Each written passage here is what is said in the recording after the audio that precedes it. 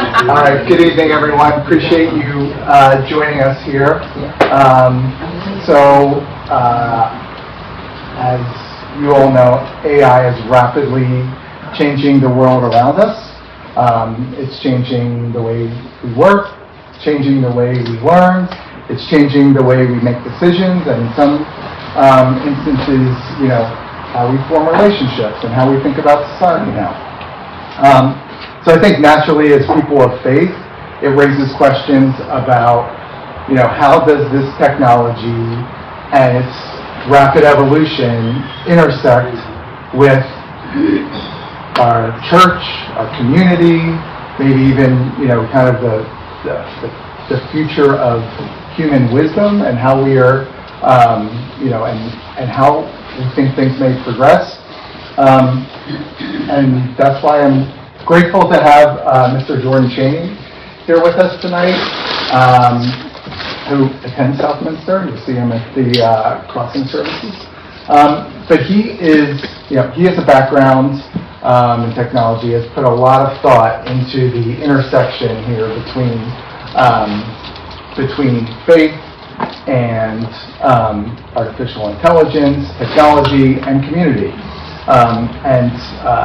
I think his insights and his approach and a lot of what he'll be able to convey tonight, I think sets up a very interesting framework about how we can think of AI as a technology and how that will converge with our future and future of the church. So with that, I will turn it over to Jordan. Thanks, Matt.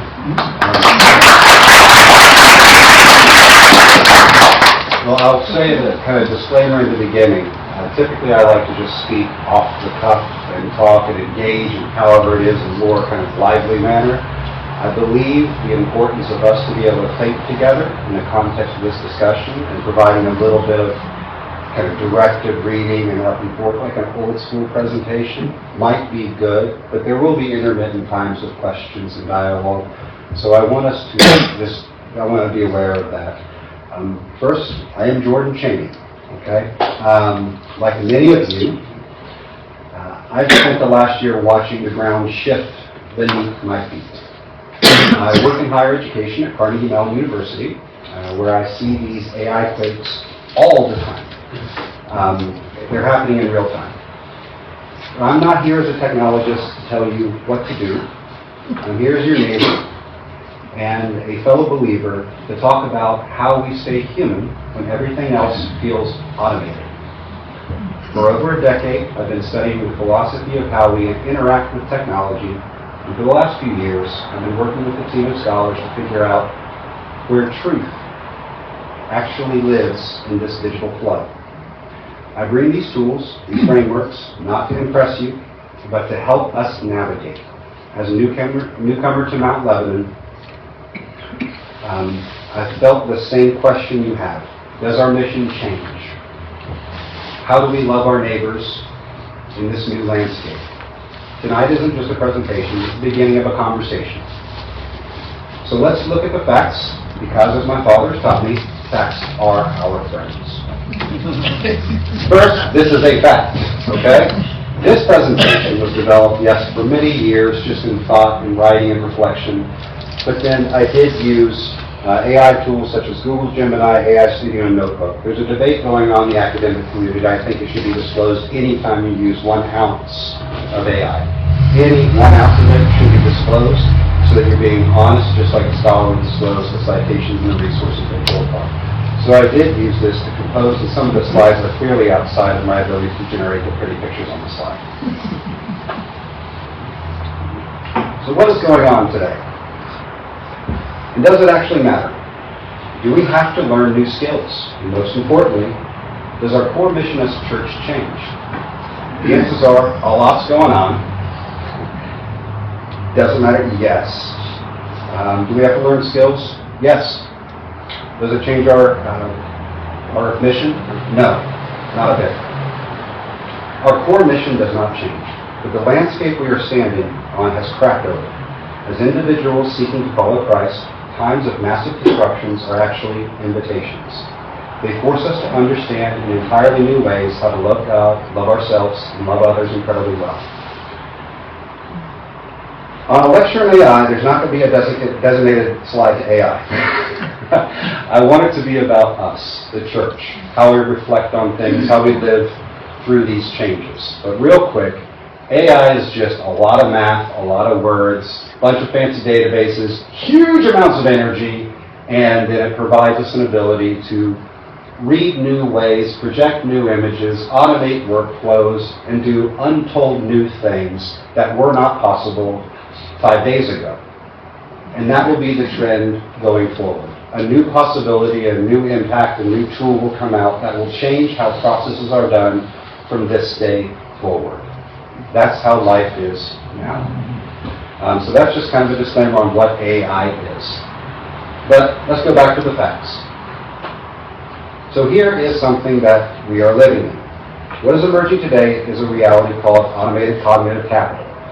Cognitive capital is a term I learned from my professor, Anand Rao, at Carnegie Mellon.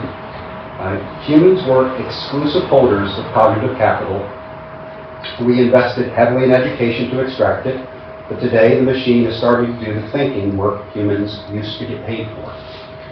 Cognitive capital, thanks to my boy John right here, I want to make sure I define it because I just kind of go through things sometimes, can be understood as a concept that represents knowledge as a scarce resource that can be traded with money, social influence, and political power.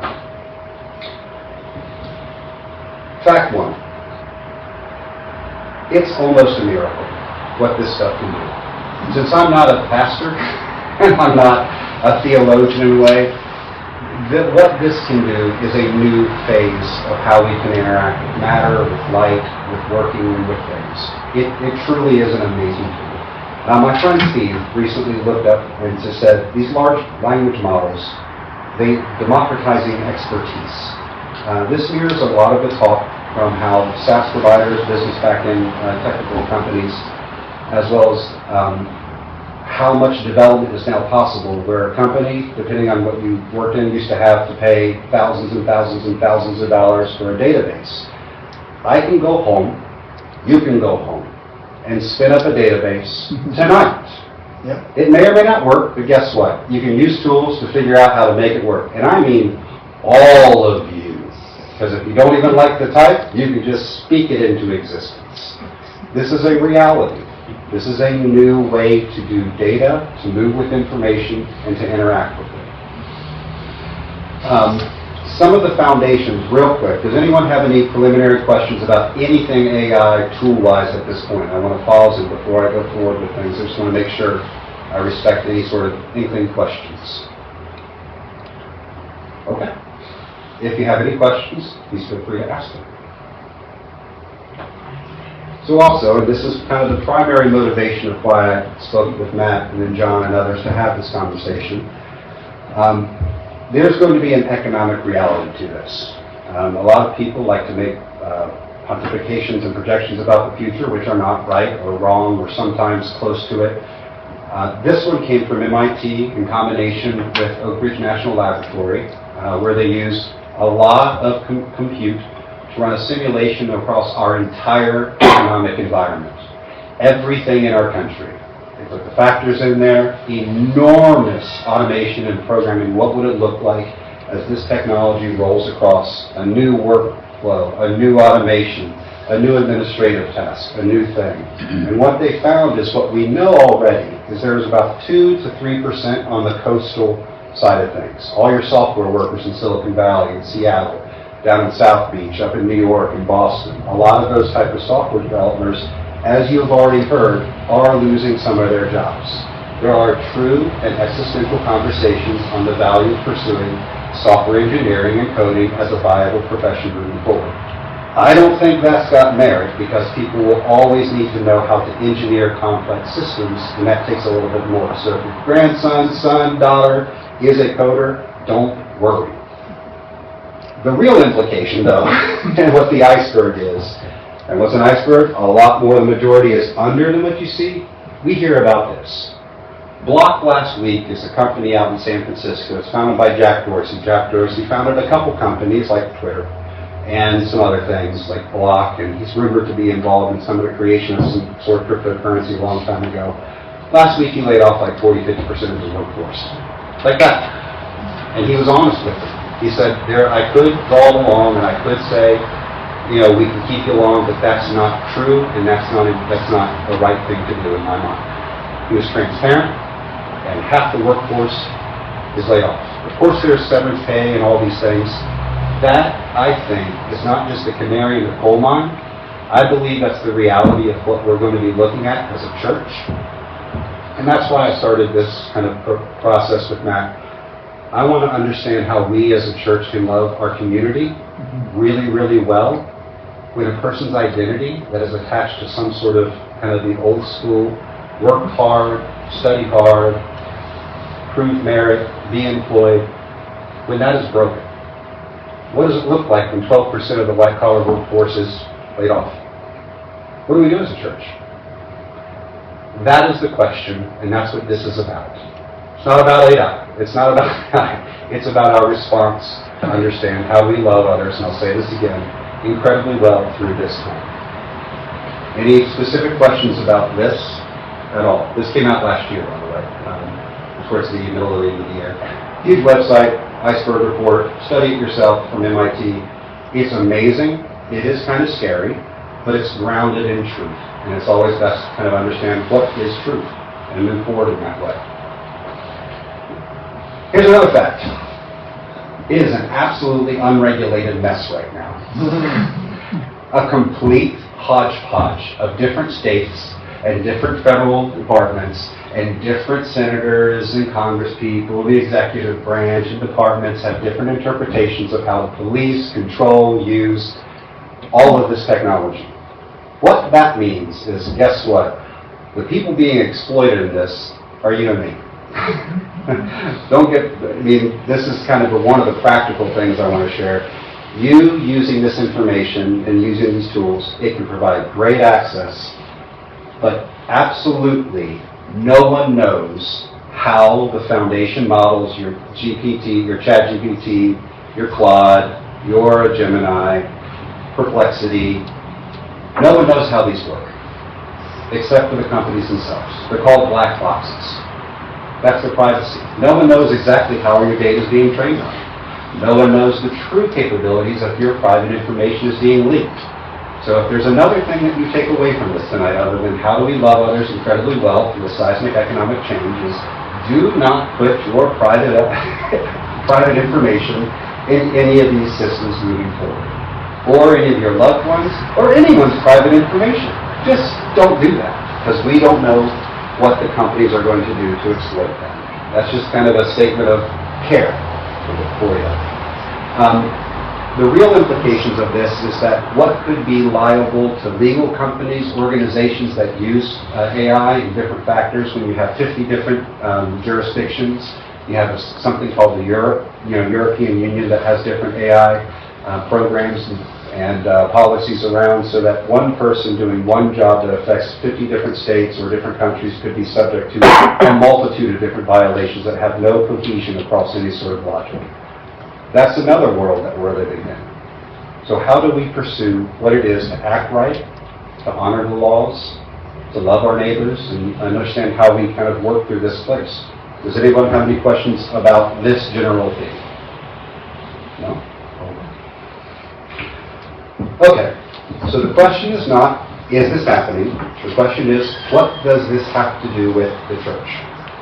What does this have to do with Southminster, right here in Mount Lebanon?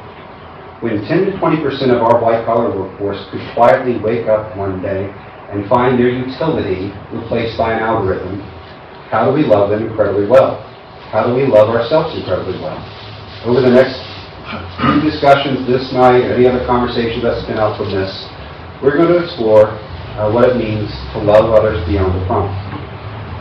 I'll let you in on a little secret. This might be a little controversial. See the pastor back there, we've never formally met, and so this might be a little controversial. For the last 2 decades, our social media and news feeds have been algorithmically tuned to prompt us into outrage, to lock down our attention, and to isolate us into echo chambers. Technology has engineered our separation. But as followers of Christ, we are called to tear through these digital diodes. We are called to stop treating each other as data points and avatars and start demanding the human face. In this conversation, we will not pretend to have any of the answers. But we are going to build a kind of a conversation. And more importantly, I want to lay down a path.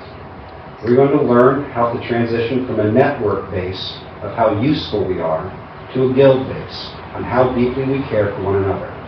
We can reclaim our time, verify truth face to face, and remind each other that while the market may move from the employment agreements of today, the kingdom of God never will.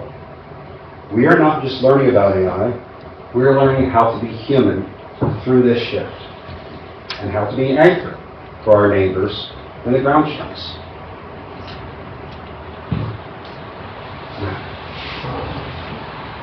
Oh, what's up? Any questions? Anybody? Okay. Before we take the first step, you need to take a breath, and I do too. Can't believe this is actually happening. I'm so thankful that all of you are here. And I'm so thankful to learn from all of you, no matter what questions we have with one another moving forward. I'm just so appreciative. Just to pause and take a few of that. That's not in the script, it's just recognition. It is easy to feel like this is the first generation to ever face a world-breaking technology. We feel like the ground is shaking beneath us, and it is. But the church was built for earthquakes. Every time the world was cracked open, the church did not panic. We pivoted. We remember who we were. Do not think the strange trial is new. We have a library of precedents. When the information quake hit the 1400s with the printing press, the world was thrown into chaos. Suddenly, information was everywhere. The church could have panicked and tried to ban machines. Instead, we taught people how to read. We moved from relying on a few experts, to empowering the priesthood of all believers. Today, AI is democratizing expertise, just like the press democratized books. Our response is the same. We don't smash the servers, we pray for each other. And we work together to form spiritual discernment to navigate the flood.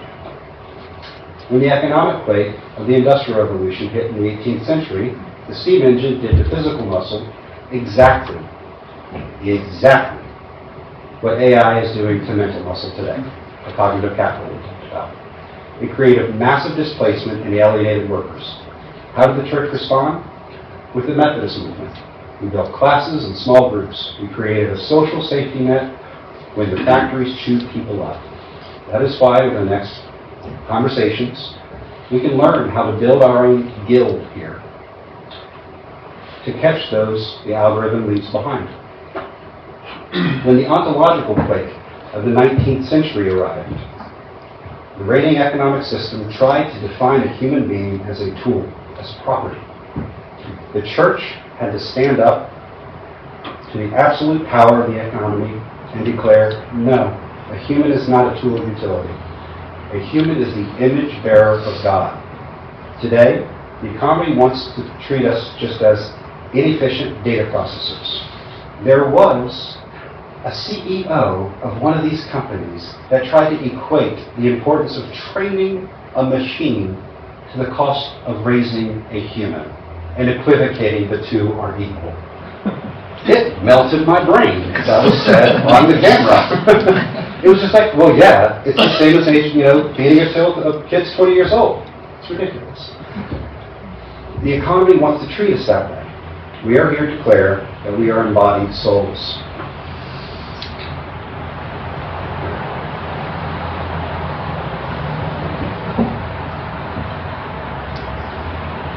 When the allegiance quake of the 1930s swept through Europe, the totalitarian states tried to claim absolute sovereignty over what was true and what was false. The confessing church drafted the Barmen Declaration, drawing a line in the sand stating that no system, no state, and no power gets to dictate reality apart from God's Word. Today, the algorithm is trying to dictate our reality, feeding us slop, the term the kids use today, and deep fakes, as terrible as you could possibly imagine. They're going to get worse. This is on top of the already weary attitude many people have towards trusting the news and information they see today. AI could shatter the ability to believe anything you see and thus trick us into calling day night and night day. Southminster can continue to be and grow deeper as a confessing church, a truth trust, the place where we verify reality face to face. In the AI world, a prompt is a string of texts you type into a machine to generate a response and imprint onto reality. That's what a prompt is defined as. You type a sentence and it generates a picture, an essay, or a line of code. But I want to suggest to you something, that a prompt is not new. It is an ancient one. In fact, the entire history of the Christian church has been a history of fighting over prompts. What was the Council of Nicaea? It was a battle over a single word, theological prompt to decide who Jesus was. Obviously, there were other implications in here. I'm not just watching all the other things, but really, that was what the big beef was. Since for 2,000 years, we have argued, split, and fought over having the exact right words, the exact right theology, the exact right arguments.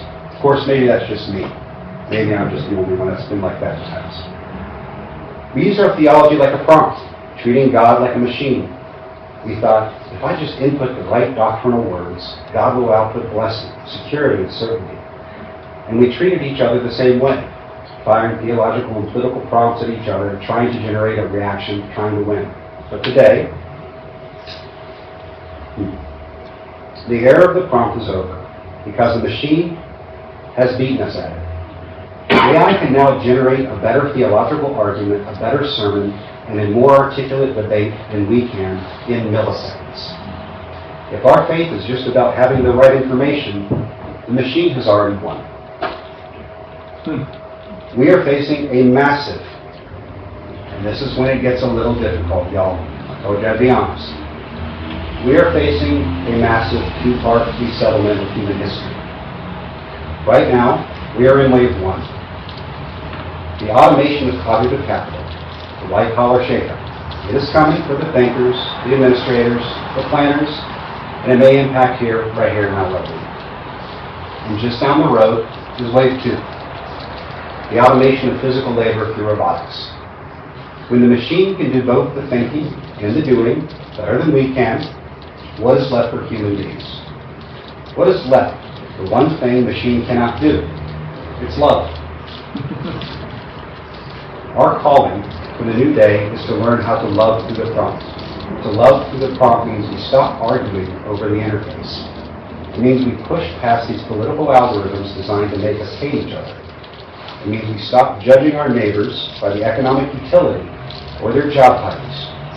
We push our hands through the noise, the deep bass, and the slide. We grab hold of the actual, physical, vulnerable human being on the other side.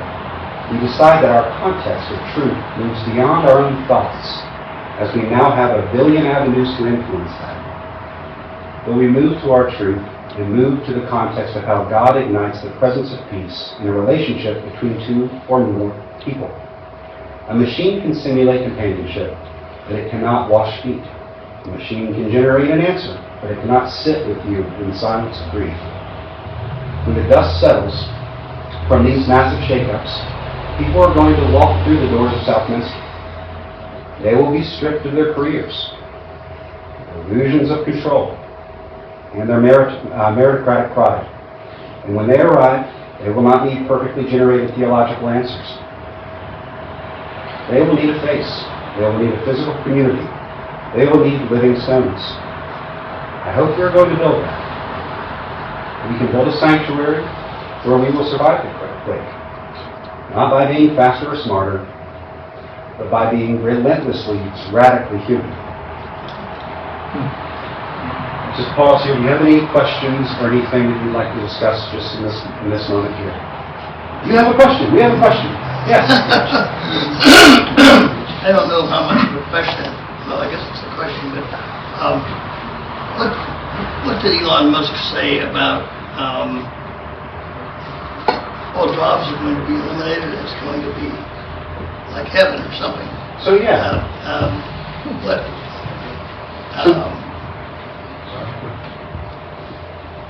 it seems like,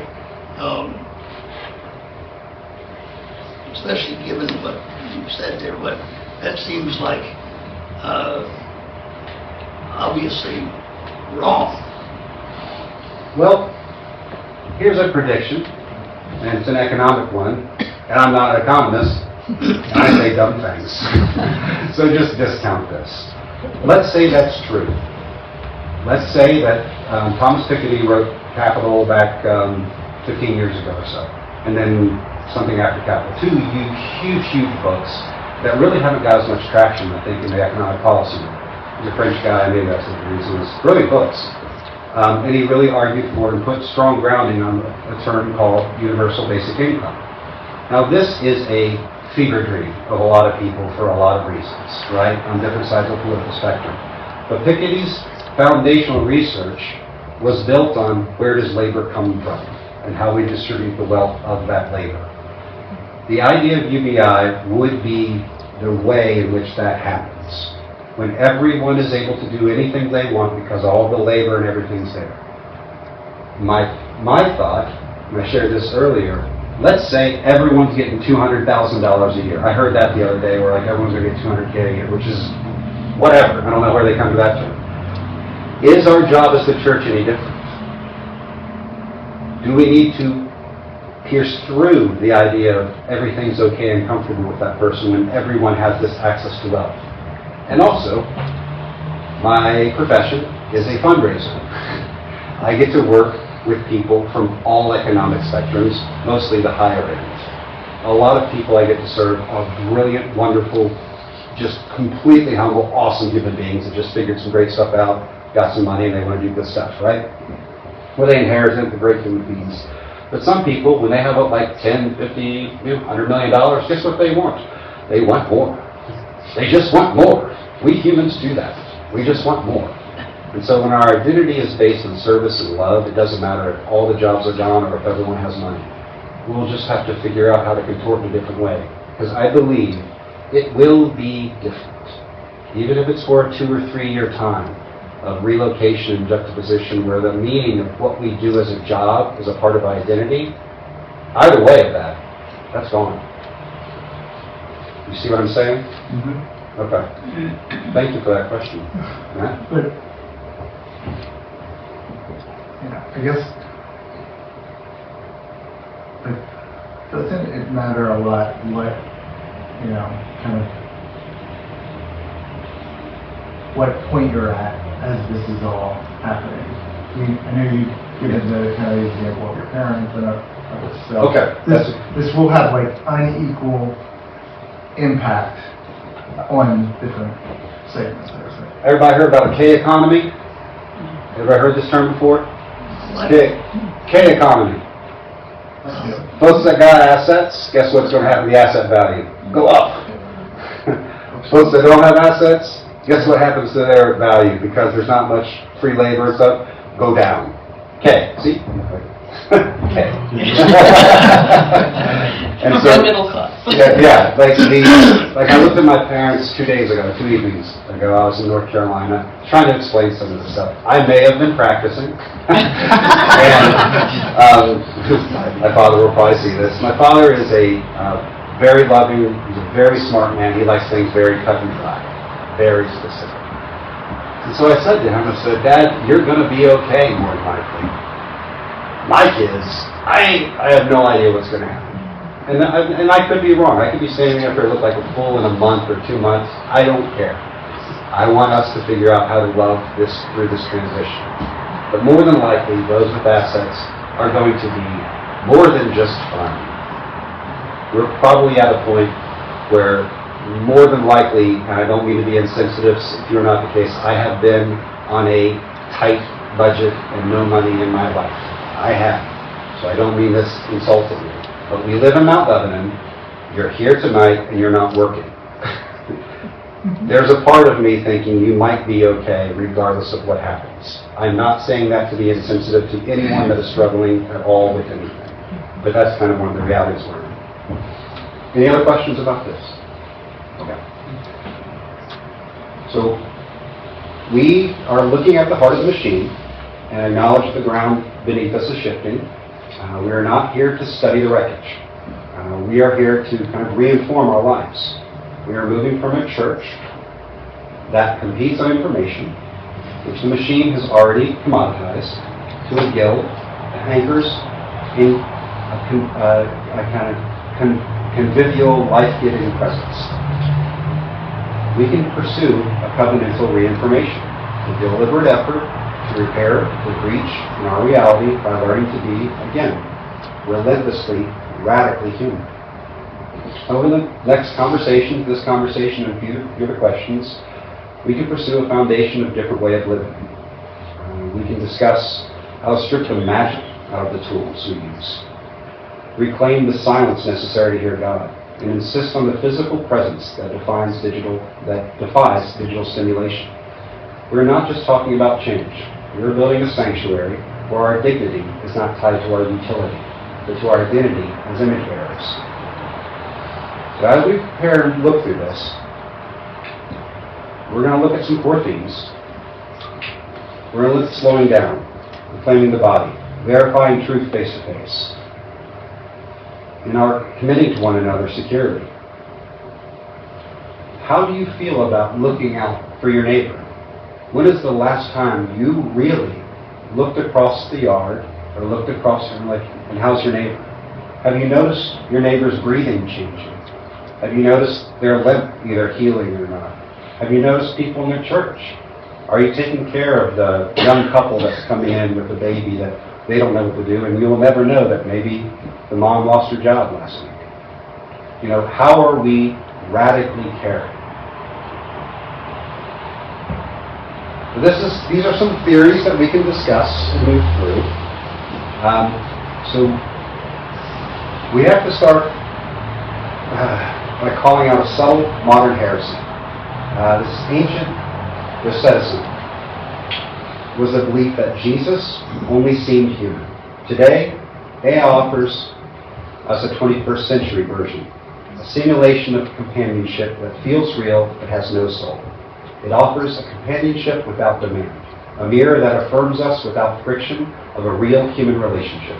We must stop asking the machine questions that only a human or God should answer. In your daily life, where are you tempted to turn to a screen for comfort, advice, or validation? Places where you should be turning to a human face or to God in prayer. Where is the machine becoming your oracle? In your daily life, where are you tempted to ask the machine a question that only a human should be asked? We need to reject the idea that we are just minds in a jar. This is another old heresy from back in the day. We won't go into the details there.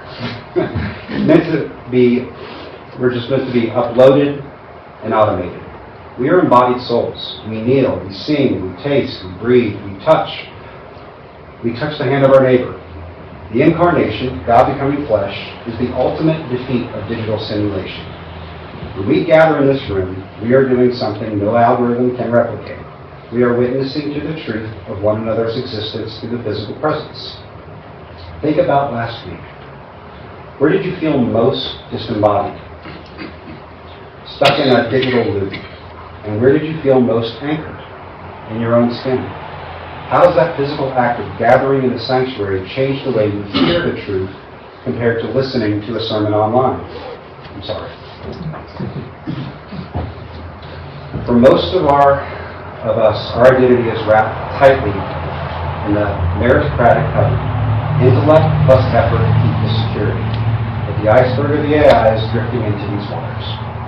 When the machine can do our administrative, analytical, and executive work, it's not just our jobs that are threatened, it's our sense of significance. If I am not useful to the market, do I still exist? We must decouple our human value from our corporate utility. We are not inefficient data processors, we are image bearers of God. And no one needs to hear that more than me. We are more than our utility. to our jobs, and to others. We are image bearers of God. We must truly say, I still exist, and God loves me, and God loves you. Who here has felt the quiet tremor of, am I still relevant? Did it happen when you retired? Did it happen when your kids moved away? Did it happen when you moved away from your parents? Am I still relevant? When you look at what these machines can do, are you afraid? I am. Do you know what these things can do? It's amazing. I'm afraid.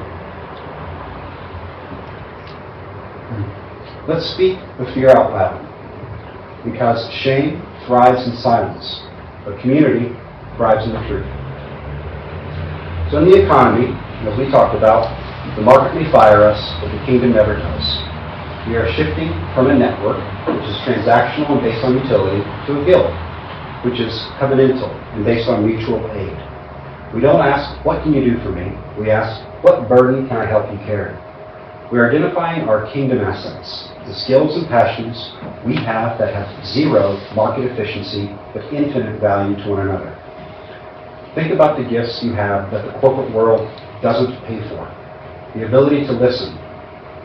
They actually pay for me to do that, so. I'm done well, so I have to make sure I go. If I actually listen. To host, to sit with someone in grief. What is one non-market skill you possess that you could offer to this guild if one of your neighbors was displaced by an algorithm? We are entering an era of societal hallucination. We have been trained to treat the algorithm like an oracle, a source of truth that we prompt like a prayer. But a machine does not know the truth. It only calculates probabilities. And that is something that we always must remember. These are just probabilistic answers. They are machines that are literally guessing at the next right word. They don't know what they're saying. You posit meaning and feeling to them. You give them that power. They are just machines. But now they can automate a lot of stuff. So that has to shift, and that's another thing I want to make sure. It's no longer just getting answers. I'm talking full automated backends, full automated responses. Every single phone call that you get from a call is probably an automated system. If you talk through it, it's probably booking your credit card in an automated system. It's sending you things through an automated system. There's not a human anywhere in that entire loop of activity. And that's going on everywhere. So with this digital vertigo, the sinking feeling where you don't know if you're seeing, reading, or hearing is actually real, how does that uncertainty change the way you trust your neighbors? And this is the area that I think is very important for us as the church. I haven't been able to really articulate this and get this clear, and I've been fortunate to be mentored by a guy for about 12 years whose entire focus is applying Reformed philosophical theological structures into discerning digital truth. That's his thing. And then he has a few students that's their thing. And they're professors and stuff over in the UK and other places. And we have been wrestling for the last 2 years, every other Friday for an hour, to understand how to discern truth in a digital world. It is getting harder and harder and harder to even get our heads wrapped around what are the filterings we need to do. How do we actually ground truth? And I think we're coming to the point is it has to be shared in public. We may not be able to discern something as truth unless it's face-to-face, literally face-to-face, making decisions on the basis of what is done face-to-face. What did you see face-to-face? I am sorry that is happening at this stage in our culture, in our world. But that is kind of where we're vectoring towards. I want you to know that. Jordan? Yes? Could you go back and read this Yes, sir. part? I really like that. Okay. Efficiency usually trumps mercy. I like that. Yeah, that was good. But we are the people of the cross, which was the least efficient way to save the world. Yeah. Yeah. Today, waste time on someone. Do something inefficiently for the sake of love. Nice. I'm glad you're reading that. I didn't want to just... And epistemology. So the screens, they're a hall of mirrors. Southminster must become our analog anchor. The sanctuary is the only public square left, which is a very sad thing to say, where we can verify reality because we are physically present with one another. We are practicing hermeneutical hospitality, slow listening. We refuse to judge our neighbor by their digital avatar, by their slot, or by their political perspective, or by their algorithm's prediction. We judge them by their physical fruit, their kindness, their presence, and their faithfulness in the room. And most importantly, we accept them and we love them because they're an image bearer of God. What if we treated the space as a truth deal? What if we decided that the only thing that really matters is the face-to-face relationship? What would happen then? How would we live our lives if it really mattered? This was the thing that mattered most. Not me, meeting and talking and hanging out. And so there's a lot of things that we can concern ourselves with and think about this. And this is kind of a touchy subject. Because sometimes God, in your theological background, if you're Presbyterian, God gives you promises, you accept the promises, you live your life, there's predestination, yada, yada, yada, right? We can only verify that through the witness of our own lives and the witness of others. Like, if you think about your life, the only way that you can really posit the truth that God has given to you is if you share it and if someone has witnessed it. Saying it is a story. It's great. It inspires us, right? But if someone's walked beside you, and if you've walked with someone and seen the transformation of their lives, it is something different. It modifies and it inspires your own faith. It gives you a little bit of a boost of like, there is the unknown out there. And that's what I want us to reach towards. It's reaching past all of this stuff to understand how to ground ourselves in the presence of God in between every single human relationship. Put the daggone phone down. A little personal proclivity out there. So. Have you got your kids to do that? My kids will not have a phone, right, Chancey? How long will they have a phone? Bingo. And they're 7 and 5, so we can't brag yet. So we're trying to pursue the counter-liturgy of friction. The machine is designed to be frictionless. But friction is where the human soul is formed. It takes time to forgive. It's struggle to learn. It takes silence to hear the still small voice of God. We are reclaiming holy inefficiency. We are designated Faraday spaces. Anybody know what Faraday cages are? Sorry for using their terms. Oh, we got one. So Faraday spaces, we can just imagine a space in which there's no interaction outside, no digital influence on us. We are just present, no distractions.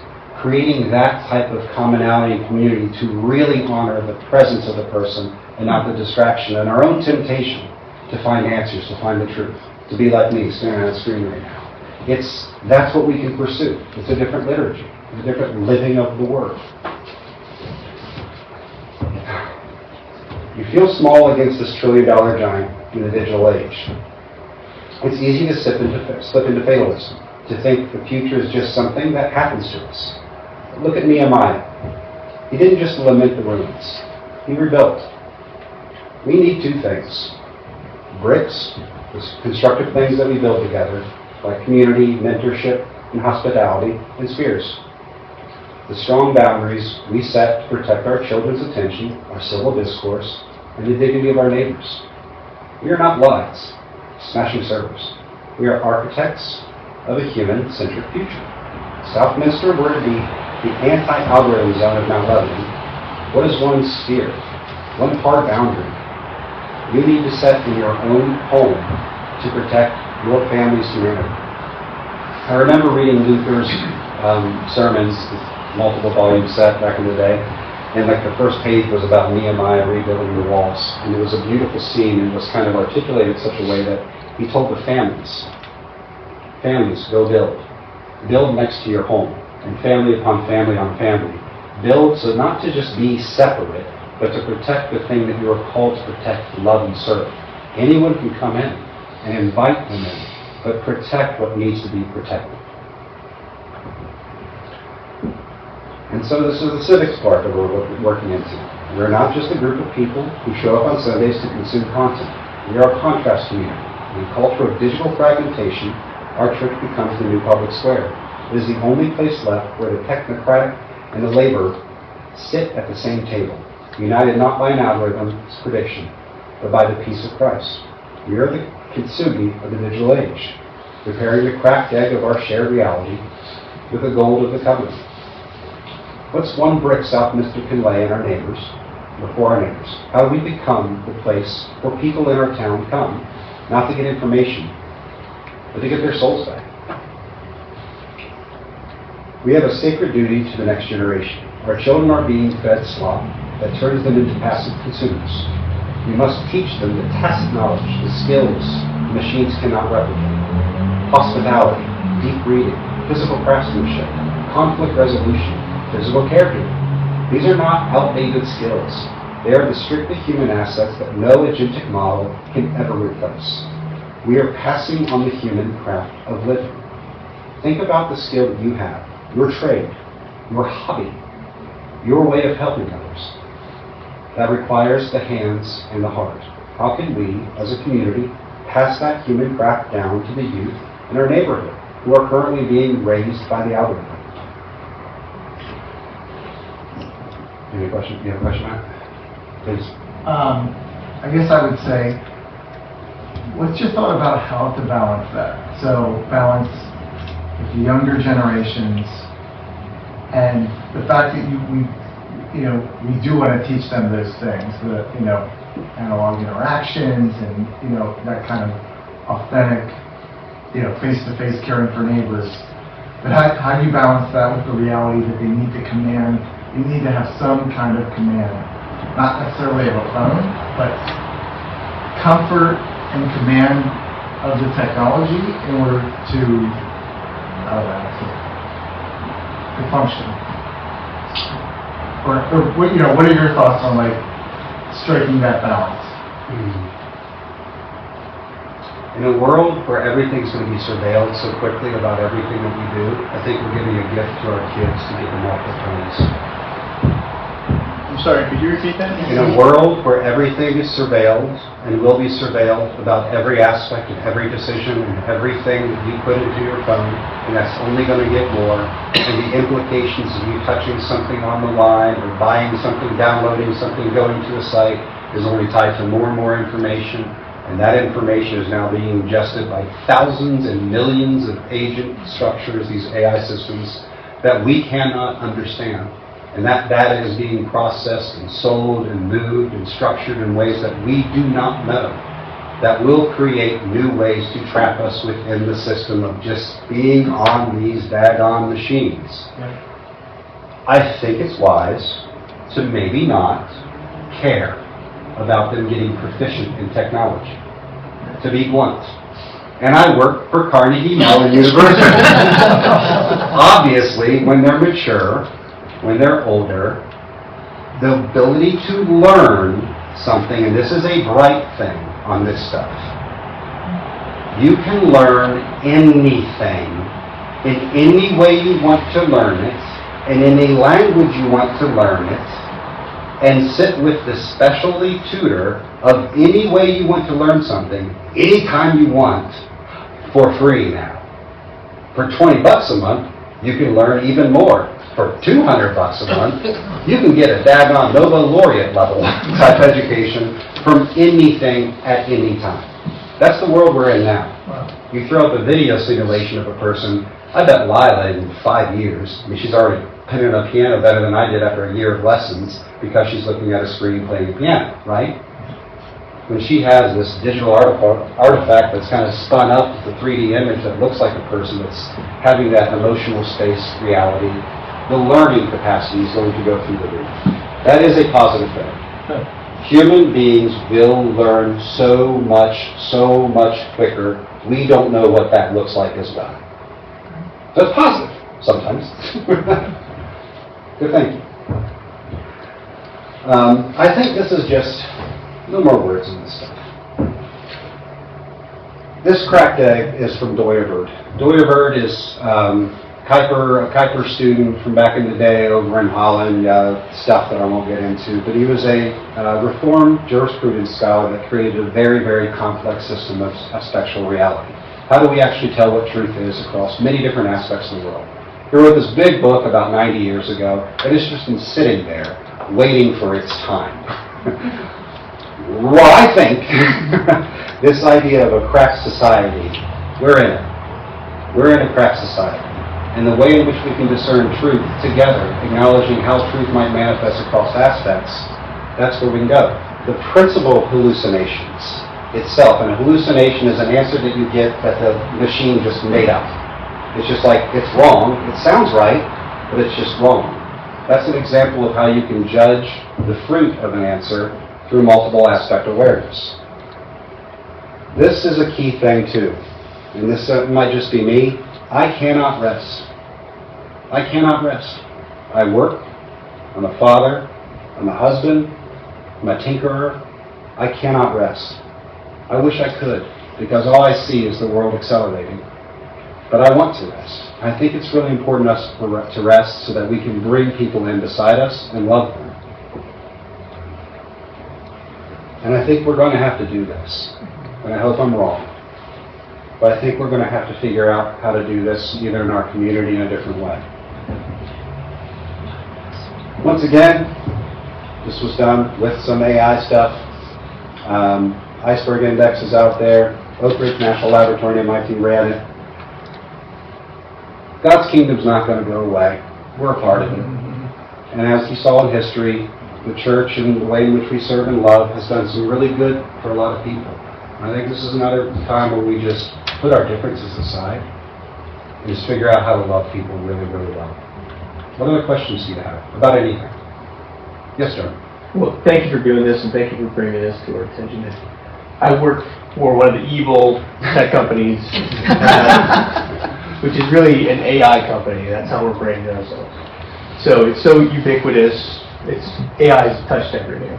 But I've always been in tech, and when I got fed up with tech on a bad day, I would say, I'm going to quit and become a farmer.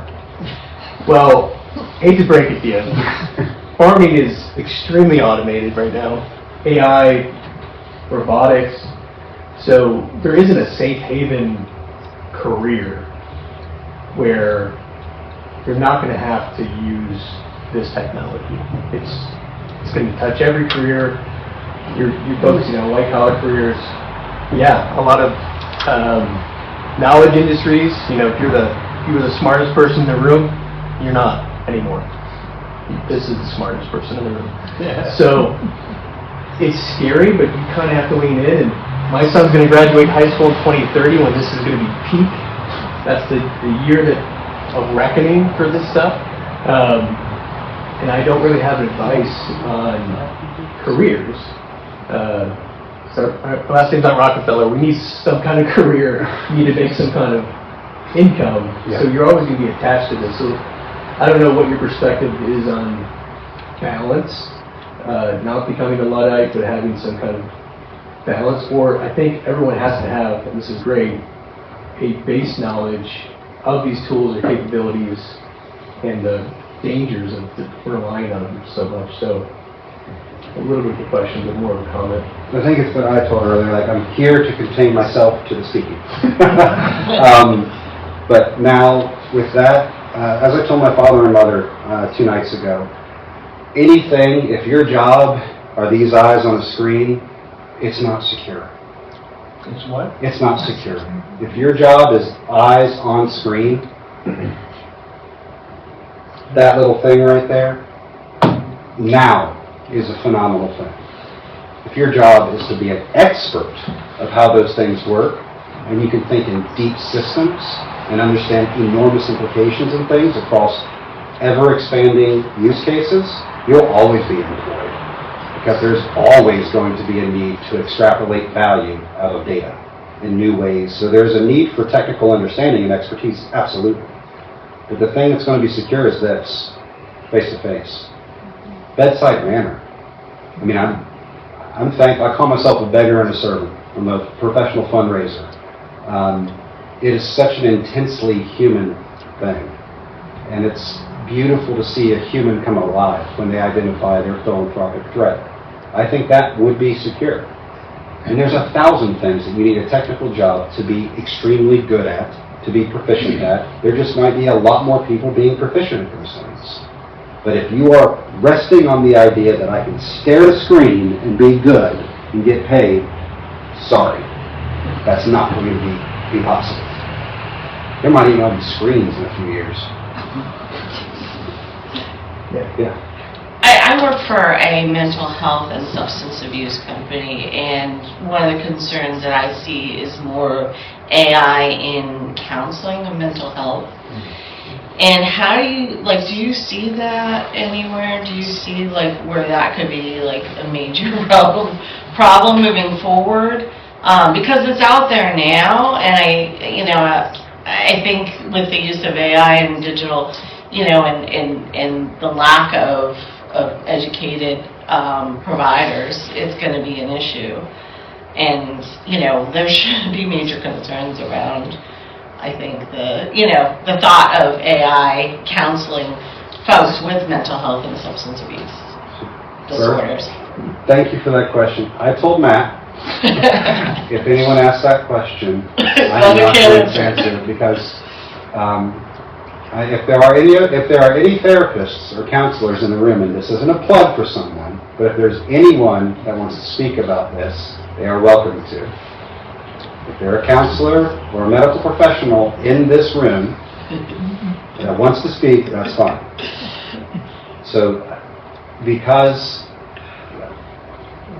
I know a lot of people that have a lot of different problems. I have problems.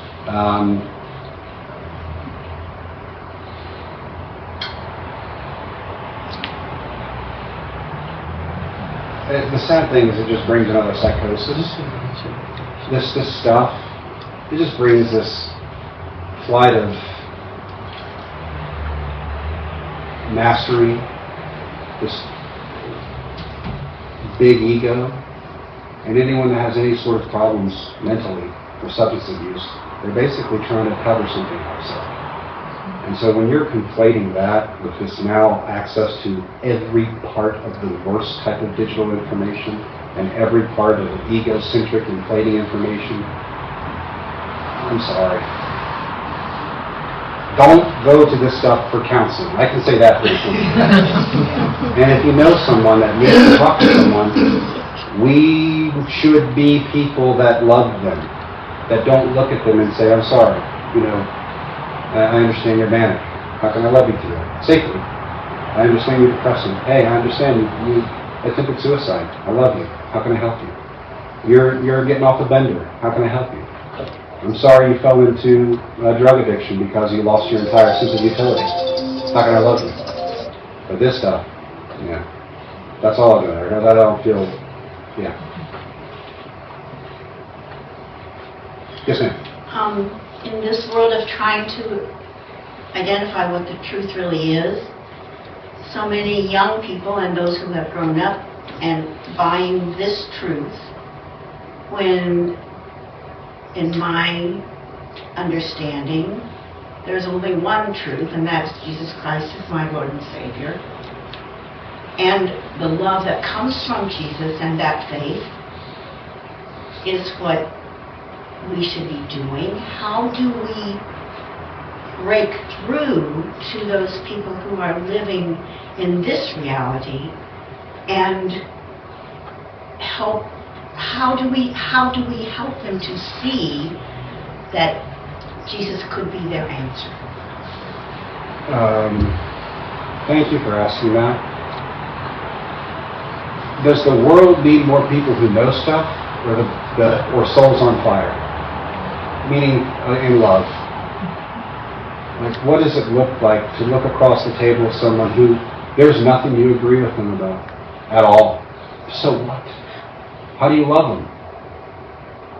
The idea of a right answer the value of it is going to go to zero, y'all.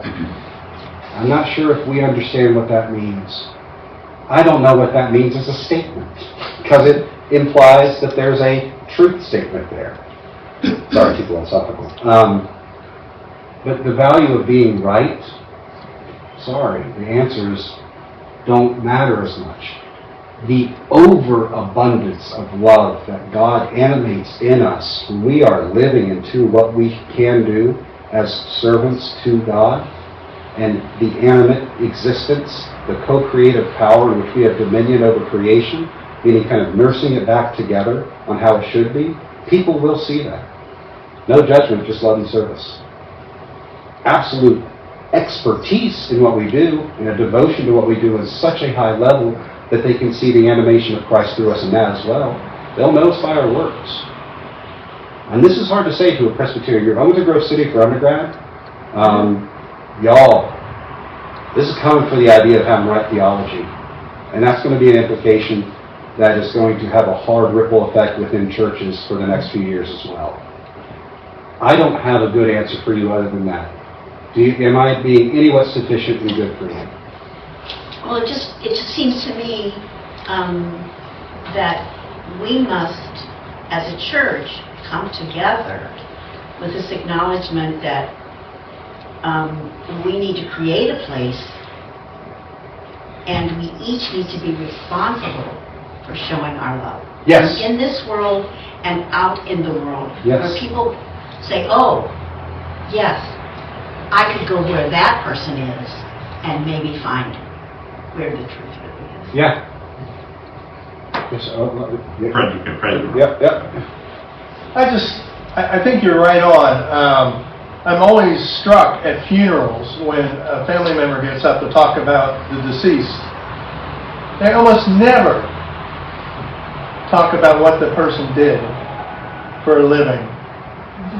But they do talk about that time when that person, maybe it's their grandmother or their mother, taught them how to bake cookies, or how their father or their grandfather taught them how to fish.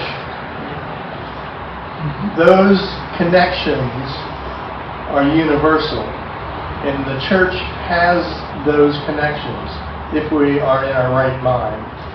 And I think that just speaks loudly to what you're saying here about how can we be different? How can we care for one another? I mean, it's just, I always find it so interesting at that crucial point in the family's life that always gets back to time spent on little things. Yeah. Yeah. Thanks. I also work in technology, so You know more. This is good. I'm deep in this every day. I don't think I'm quite as evil as John. I'm in anyway, but what I wanted to say is really nothing to do with the tech. As you were talking, I was thinking about a Bible verse, and I used my phone to look it up. Very cool. Very cool. You're not Psalm 8, you know, when I consider the works, you know, the heavens, what is man that thou art mindful of him, and the Son of Man that thou visited him? Yeah. You have made him a little lower than the angels. I know I have this memorized because I've sung it, which is always a good way, you know, in choir. Anyway, all that to say that, you know, the thing that occurred to me is we can never forget that God is the creator of everything, including large language models and everything that we're doing here. And that when we consider the greatness of, not the heavens, but the greatness of, you know, Claude is my current favorite. We need to remember that we still have a loving God that loves us, and that we are, you know, what He sent His Son to die for, and that we can never forget that. And so as we're having these, and I love your presentation, you know, the emphasis on human connection. But that's what we need to be communicating as part of our human connection. It's not only do I love you, which is critical, but that God loves you as well, and that He sent His Son for you. Yeah, and thank you. Thank you for just pretending that you are in the tech world. And that's and that, I'll speak up the back. I understand all of this from a standpoint of machines making things better, faster, a little better. But the next time you're feeling low, you want to go hug a machine and would you like to sit there and like this? You know, you can't, it's going to be here and it can be harmful, but for us, it's person to person. A machine can't feel. It can't do these things. It just gives you information, right or wrong. It just gives you stuff. And I think the young people are going to have a hard time with it because you have a hard enough time getting young people back in the church. My understanding is I've heard that there's a lot more going, and they're going to non-denominational churches or whatever, and that's good. But you can't stop it, so what do you do with it? From my standpoint, I'm too far down the road that it's going to affect me a whole lot. no, that's not true, I'll be blunt. But I look at it as,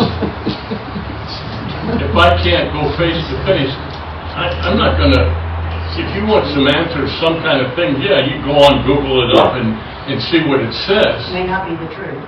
But, the bad guys are going to use it for that thing, but for us, it can help a lot. Yeah, a lot of people can lose jobs. But I think that it shouldn't hurt the one-on-one communications with us. It can't replace our faith. It's true. At all.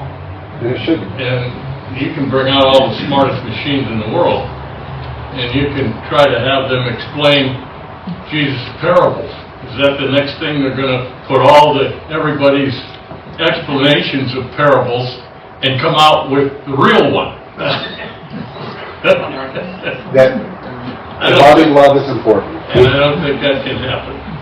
He had a question before you just what's up, sir? About 50 years ago, I remember seeing, why it stuck with me, there was a cartoon in the Wall Street Journal back when computers were mainframes the size of this room. And you hear click, and you hear click, and one phone says to the other, boy, it's nice to talk to another machine after talking to these people all day.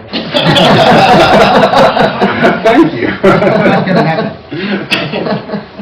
Is that going to happen? It's not going to happen. It's not going to happen. No, they don't. They have no intention. There's no intent. There's no intent. Machines don't have intent. We do. Thank you. Just say we have, an opportunity and maybe a responsibility for folks who can remember a time when we weren't so connected. And I'm on the cusp. I'm born in '86. We were like the first household in our town to get the internet. And it was right in our living room, computer, dial-up, etc. But I can remember a time before that, and then after, obviously.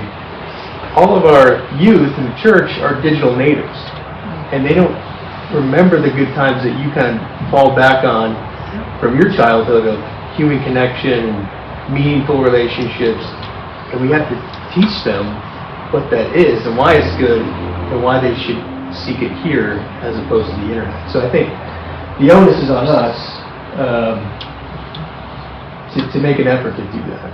But John, the generations, you're young enough that are you going to teach your children the same things that myself, who's an older parent, but yet has a younger child? Yeah, I think you're probably in that same realm of why you're kind of banning technology, because I could see how it affected my generation, because my parents didn't really know the effects, and it was really the Wild West internet. It was. The Wild West internet. Oh, yeah. And they were just, it was, I remember 3 years before the internet, my dad got the Encyclopedia Britannica. And okay, you have no excuse to be silly, you're learning. And then it was replaced by the internet, and also the same idea, just plug it in and you're going to be a genius. No guardrails, right? So I think we have the benefit of having lived through the Wild West.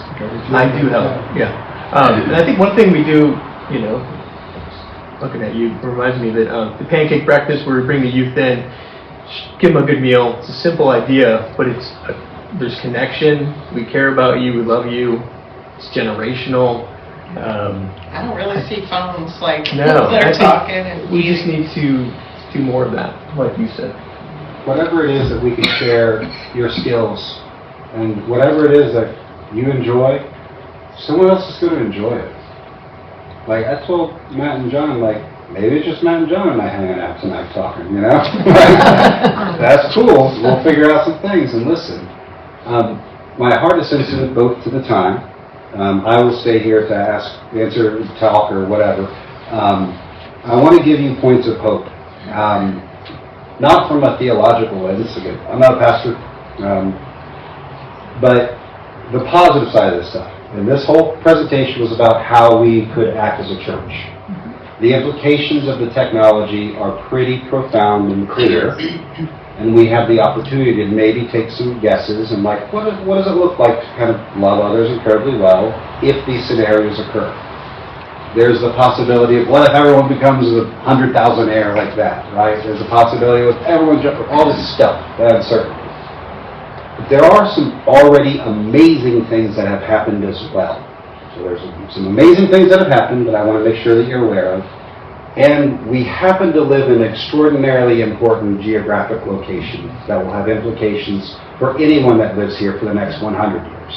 So amazing things that happen and real things that are happening in our geographic area right now. Amazing things happen. DeepMind sequenced all protein folding. All protein folding. Used to take people decades to understand the structure of one protein and then figure out how to get them matched so the right drug or health care can be provided. They were just like, hey, we're going to figure this out. So a few years ago, they did. And around the table, when they figured one out, they were like, well, if we figured one out like this with this stuff, we could do more. And the CEO, Dennis Hasadas, was like, yeah, let's just do all of them and release them. Like, in a real conversation like this, he was like, we can do one, let's just do all of them, and then just release it for free. At any other point in time, any company ever would have been like, we have all of the genome, we have all of the money in the world forever. They're like, no, they're just releasing them, they're out. And then instantaneously, thousands and thousands and thousands and thousands of new research on rare diseases just spun up because of a huge endeavor by a private company that Google eventually bought that has changed our healthcare. There happens also to be a school that I happen to be affiliated with, and I'm talking as a private individual. I used to work in D.C. and learned that you have to say this, I'm a private individual, private citizen, not representing the institution or university or any other thing. I'm speaking as Jordan Chaney, all this stuff. That's this case. CMU is the birthplace for a lot of this stuff. They had Simon and Newell who created the first kind of framework and model for artificial intelligence that worked, the first real smart algorithm. They gave the world's first bachelor's in AI back in the 80s. They started the first machine learning master's program in the world, the first bachelor's in AI in the world, the first robotics institute in the world. The school down the street is truly one of the epicenters on earth about this stuff. They just opened up the new Robotics Institute, a brand new enormous endeavor, tons of philanthropy, tons of governmental investment. It is the hotbed. It is also absolutely betrothed to the ethical use, understanding the implications of policy, seeding those policies on a global scale, and how to pursue responsible AI. Ral, Krishnan, these people are amazingly kind, enormously brilliant, and loving people that just happen to be experts in this stuff for 40 years. Now the models have caught up to them, and they're like, yeah, we've been talking about this like forever. But now all the leadership in the world are calling the people that work wherever. I have no sense of direction. My wife can make fun of me all the time. Thank you. Thank you. That way, they're doing amazing work. Because they're doing amazing work, you may have seen last spring, federal government, private companies, and a couple of financial institutions who will remain nameless, you can Google everything, and all of their C-suites and every technical company that has a name that you know or off the top of your head convened at CMU. It was an energy policy week. the announcements of that was roughly $90 billion that will be committed or pledged or may not come or double into the data infrastructure and other research projects that will happen throughout Western Pennsylvania, Central Pennsylvania. You are living in the hotbed of the AI revolution. The technical smart people that have created some of the models, yeah, they're out in Silicon Valley. You're back in the foundry. Pittsburgh, this region, will be the foundry of this stuff for the next 20, 30 years. One of the things we're proud about here in Pittsburgh is Jonas Salk. Oh, yeah. And I just read or heard, or maybe I saw it on the internet, that he didn't personally profit at all from the polio vaccine. This is non-profit institutions, of which universities are. Most of them are. This is a really important time, and this is where you're like, dude, you are a fundraiser for a university, so clearly you have money. So just discount that. I just love helping things figure out how to figure things out. That's it. Non-profit universities that can expend the resources and social capital to convene these people. CMU convened the president, all of the CEOs of all of the financial people into one place.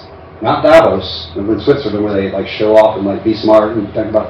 They're like, how do we practically solve this massive issue that's going to affect the world and put America, whatever your beliefs are, in America first, last, it doesn't matter. What do we do to survive this? It's right here. You are living in it. That will have enormous repercussions on your energy bills, the society, the green, the world of our nature around here. Unforeseen consequences will continue to plague this area. But imagine how much more the diseases, how much more cancer will be understood. I'm not saying cured, more understanding. It's amazing. Just a reflection. We just celebrated our 100th anniversary here, and I was struck when I found out that, looked at the history. This is our challenge in today's world. Yeah. But this church has lived through so many challenges. It was formed in 1925. What happened in 1929? Yeah.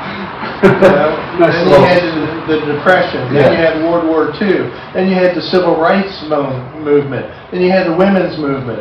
And then on and on and on. So it has constantly been dealing with some of these structural issues. And I think we can be proud that those people have dealt with them, and we're still here. Yeah. That's a good call. Now it's our turn. Now it's our turn. Yeah. I guess to figure out how to go forward with this, we probably can't count on an AI class to teach us how to love, huh? How do we change? That's just, how do we become the church we need to be for the crisis that's going to happen? I guess it's just, and I know you don't have the answer, but it's, it's overwhelming to me to think about. This is ongoing conversation. Oh, sorry. Yeah, just thought, I think you said it earlier, it's back to the basics. What did Jesus teach us? What were the acts that Jesus and the disciples followed? Those same moments of caring, moments of love. Matt, to your point earlier, you talked about what do we teach young kids today, or what do?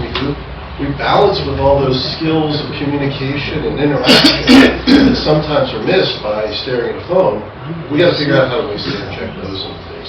I'm in hiring and human resources, and I see that all the time where there's different generations but different people within that either are good at it or bad at it. And it's getting that exposure and understanding how to interact with people and do it in a way that respects one another. And you start by teaching the kids that here, unfortunately, our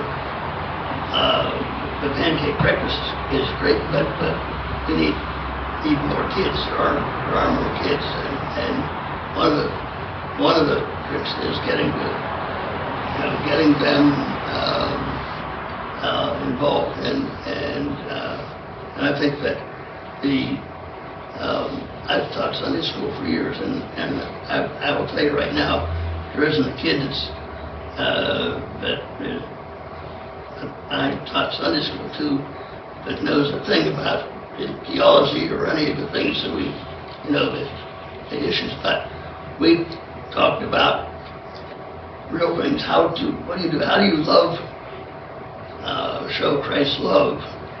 And we had a period, there was a 2-year period where when I was teaching high school, Sunday school,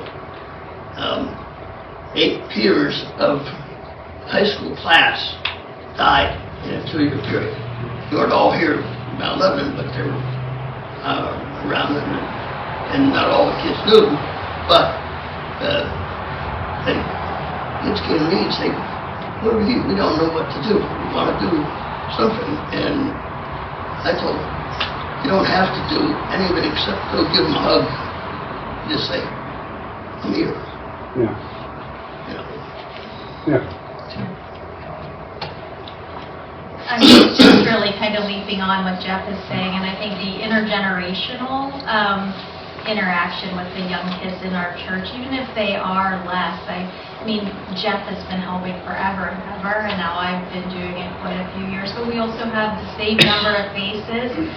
Many in our church school wing are the moms who are also always with their kids, so I would love, I love the pancake breakfast. I haven't been there, but I hear about it from the kids. But I think this is what's so important, because I have kids who we tried to keep our kids from having phones. We managed to do it until they were 13, and my kids said they were the literal last kids to have those.